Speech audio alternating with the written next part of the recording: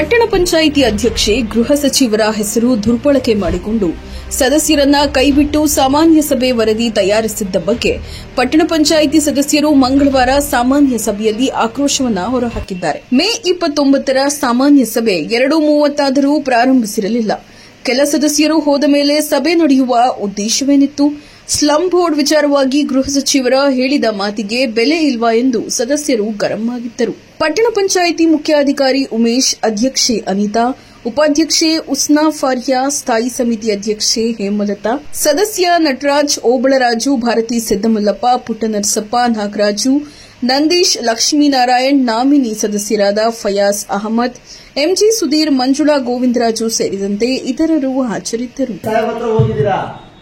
It's been 11 months and 2 days since ಅಧ್ಯಕ್ಷ ಉಪಾಧ್ಯಕ್ಷ seat ಮೇಲೆ ಕೂತ್ಕೊಂಡು ಎಷ್ಟು ಜನ ಸದಸ್ಯರನ್ನ ನೀವು ಕರ್ಕೊಂಡು ಹೋಗಿದ್ದೀರಾ, ಎಷ್ಟು ಸರಿ ಆಕ್ಷನ್ ಪ್ಲಾನ್ ಡಿಸ್ಕಸ್ ಮಾಡಿದೀರಾ, ಎಷ್ಟು ಸರಿ ನಮ್ಗೆ ಅನುದಾನ ಬೇಕು ಅಂತ ಕೇಳಿದೀರಾ, ಎಷ್ಟು ಸರಿ ನಿಂತಿರೋ ಕೆಲಸಗಳು ಮುಂದುವರಿಬೇಕು ಅಂತ ಕೇಳಿದೀರಾ, ಎಷ್ಟು ಸರಿ ಜಿಲ್ಲಾಧಿಕಾರಿಗಳನ್ನು ಭೇಟಿ ಮಾಡಿದೀರಾ. ಕೇಳಬಾರ್ದು, ನಿಮ್ಮನ್ನ ಅಭಿವೃದ್ಧಿ ಕೇಳಬಾರ್ದು, ಕೆಲಸ ಯಾಕಾಗಿಲ್ಲ ಅಂತ ಕೇಳಬಾರ್ದು.